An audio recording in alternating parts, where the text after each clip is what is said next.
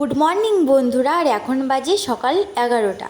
আর আমি আজকের বাজারে গিয়েছিলাম। আর প্রতিদিন তো বাজার দেখানো সম্ভব হয়ে ওঠে না, তাই না?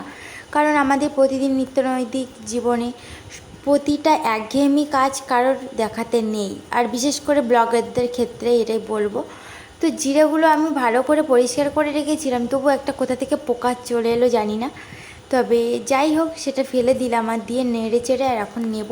কারণ এখন এই জিরেটাকে ভালো করে ভেজে নেব, নিয়ে তারপর আমি বানাবো ভাজা মশলা, যেটাতে আমার তরকারি হওয়ার সময় একটু জিরের গুঁড়ো দিয়েই তরকারিটা নামিয়ে নিলে বেশ সুন্দর হয়। মাছের ঝোল বলো, ডিমের ঝোল বলো, আর মাংসেরই ঝোল বলো, আর নিরামিষেরই ঝোল বলো, তাই না? আমার মতো তোমরাও কি একমত? কমেন্ট করে জানিও কিন্তু।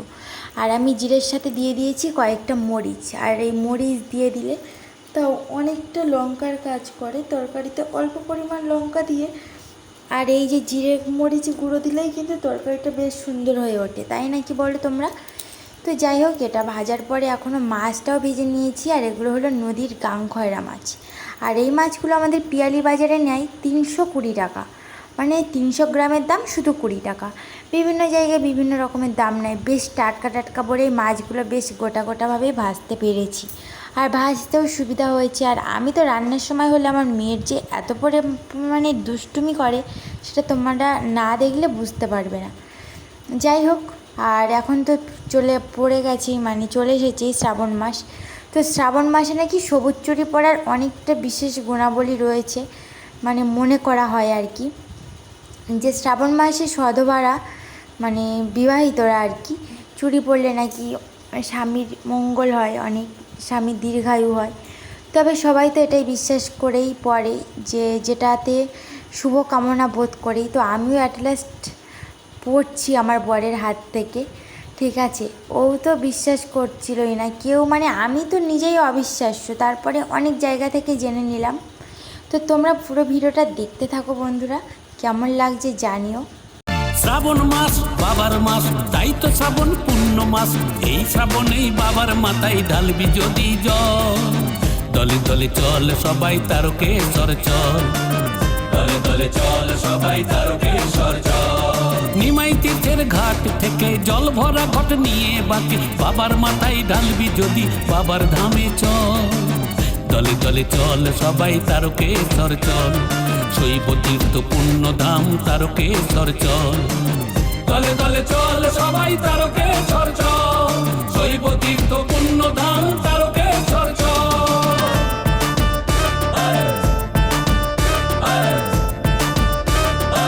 যাই হোক বন্ধুরা, সবাই তো চাইবেই আমার স্বামী সন্তান সবাই ভালো থাকুক, সুস্থ থাকুক। আর এটাই আমি কামনা করি সব সময়ের জন্য ভগবানের কাছে। টাকা পয়সা অর্থ কিছুই চাই না, যে খুব আমার এটা লাগবে সেটা লাগবে, একদমই না। তো সেই কারণেই আমিও আমার বিশ্বাসে আমি সবুজ চুড়ি ধারণ করেছি। আর এই মাসে সবুজ চুড়ি পরাটা, মানে সবুজ রঙটা আর কি ভীষণ ভীষণ, মানে নিজের পক্ষে উপকারী। তারপরে ঠাকুর দেবতাও সন্তুষ্ট হন বলে বিশ্বাস করা হয়। তো আমি এটাই বিশ্বাস করে বন্ধুরা এগিয়েছি, তোমরাও পারলে করো। তো যাই হোক, বিকেলে আমার মেয়ে অনেকবার ধরে বলছিল মা সুজি বানাও সুজি বানাও। তো আমি বাজারে গিয়েছিলাম ঠিকই, কিন্তু হঠাৎ আমার মনে হলো যে সবসময় তো এমনি সুজির হালুয়া হোক আর সুজি চিনি দিয়ে পায়েস বানানো হোক, সেটা করেই খাওয়াই। তো ওকে একবার ঝাল সুজি বানিয়ে দিলে কেমন হয়? তো সবজি দিয়ে এমনিতেই সব রকম জানো, সবজির মতো সবজির থেকে বড় কিছু হয় না পৃথিবীতে।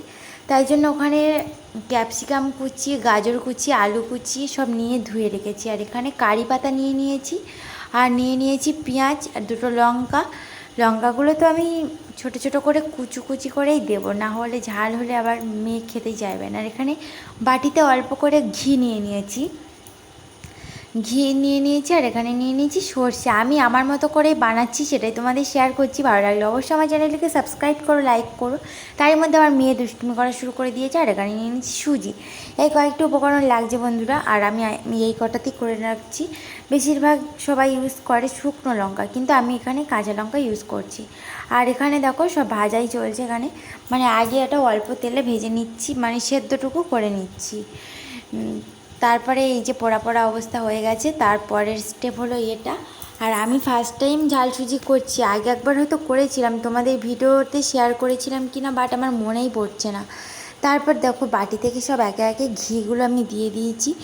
আর অনেকের বাড়িতে রয়েছে ঘি দিয়ে তরকারি রান্না হয়, মাটন রান্না হয়, চিকেন রান্না হয়। আমি কিন্তু একদম এইসবে পছন্দ নই। আমি ঘিটা গরম ভাতে খেতে বেশি ভালোবাসি। যেমন আজকের খেয়েছিলাম, সামান্য একটু ঘি নিয়েছিলাম, লবণ নিয়েছিলাম, ব্যাস মেখে খেয়ে নিয়েছিলাম। আর সেকেন্ড হচ্ছে এই ঝাল সুজিতে ঘিটা বেশি ভালো লাগে। আর ঘিটা দিলে একটা সুন্দর একটা ফ্লেভার আসে, দারুণ টেস্টটাও হতো হয়। এটা একটা খুব প্রোটিন জিনিস, তোমরা বুঝতেই পারছো। আমি আমার মতো করেই বানাচ্ছি বন্ধুরা, তোমাদের ভালো লাগলে কমেন্টে জানিও ভুল হলো কি ঠিক হলো। তো দেখো তেলে আমি এবার কারি পাতা দিয়ে দিয়েছি, আর আগে দিয়ে দিয়েছি পেঁয়াজ কুচি। আর এই রান্না করতে করতে আজকে তোমাদের শেয়ার করব ওই যে সবুজ চুড়ি পরার কাহিনিটা।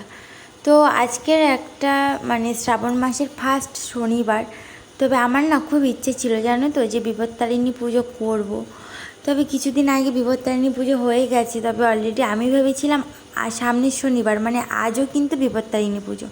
সেই ভেবে আমার কাল থেকে একটা প্রোগ্রাম ছিল, সব রকম অ্যারেঞ্জ করব, করে বিপত্তারিণী মায়ের পুজো দেবো। কিন্তু আজকে শুনি মানে কাল রাতেই শুনেছি, বৌদি এসে বলে গেল যে এখন বিপত্তারিণী পুজো নয়, বিপত্তারিণী পুজো মাসে দুটোই হয়, সেটা তিথি উপলক্ষেই হয়। ঠিক আছে, কিন্তু আমি এই ভেবে বিপত্তারিণী পুজো করব ভেবেছিলাম। আজকে তো বড় ঠাকুর গ্রহরাজ শনি পুজো, ঠিক আছে, সেই কারণে আমি আর পুজো করিনি। আর ও পুজোতে অনেক নিয়মকানুন রয়েছে, আর আমি বাচ্চা নিয়ে অতটা সামলাতে পারবো না বলেই বন্ধুরা, তবে আমি আমার মতো করেই ভিডিও দিচ্ছি, কেমন লাগছে জানিও। এই দেখো সর্ষে দিয়ে সব কিছু মশলা অ্যাড করে নিয়ে এবার ভেজে নেবো। আর একটু ভেজে নিয়ে অ্যাট লাস্ট আমি সুজিটা দিয়ে দিয়েছি। সুজিটা আর ফার্স্ট টাইম ভাজিনি, আর ভাজবও না। এবার এখানেই নাড়াচাড়া করে আর এখানেই হালকা হালকা জলের ছিটে দিয়ে কীভাবে আমি বানাই। তো যাই হোক, এই করে আমার পুজো করার হলোই না। তবে জানি না ভগবান যেটা চাইবেন সেটাই তো হবে। শ্রাবণ মাস পড়ে গেছে, সামনেই সোমবার আসছে। সোমবারে তো বাবা শিবের মাথায় জল ঢালতেই হবে। আমি হয়তো বাড়িতে পুজো দেবো, কিন্তু এবছর খুব তারকেশ্বর যাওয়ার ইচ্ছা রয়েছে। আমি জানি না যাওয়া হবে কি না, কারণ তারকেশ্বরে নাকি এই যে শ্রাবণ মাসের সোমবারগুলোতে ভীষণ ভিড় হয়। এতটাই ভিড় হয় মানে ঠেলেই যাওয়া যায় না। এমনি চড়কের সময় চৈত্র মাসে যেটাতে হয় না, তার থেকে ডবল। তো গল্প করতে করতে আমার রান্নাও হয়ে গেল, কত সুন্দরভাবে করে নিয়েছি। কেমন লাগছে বন্ধুরা জানিও। আর পুরো ঝাল সুজির মতনই দেখতে লাগছে। তো তোমরাও চলে এসো আমাদের বাড়িতে ঝটপট। তো আমার মেয়ে কিন্তু অ্যাট লাস্ট কাঁঠাল খেতে বসেই গেছে। মানে পাশের বাড়ির বৌদির বাড়ি থেকে কাঁঠাল দিয়েছিল আমার মেয়েকে, খুব মানে স্নেহ করে আর কি। তো সেই কারণেই কাঁঠাল আমাকে আবার ডেকে পাঠালো, সেই কারণে আনতেও গেছি। আর ওইদিকে ওর বাবা দেখো ফোন করাই ব্যস্ত, ওনার কথা আর বলো না। ও যেখানে সেখানে যেসব অবস্থায় বসে যায়, ভিডিওর সামনে আসারই মতো না। তবে আজকের ব্লগটা যদি তোমাদের ভালো লাগে থাকে, অবশ্যই আমার চ্যানেলটিকে সাবস্ক্রাইব করে দিও, লাইক করে দিও, বেশি বেশি শেয়ার করো। আর অবশ্যই কমেন্ট করে জানিও কেমন হয়েছে আমার ঝাল সুজি, অবশ্যই কিন্তু।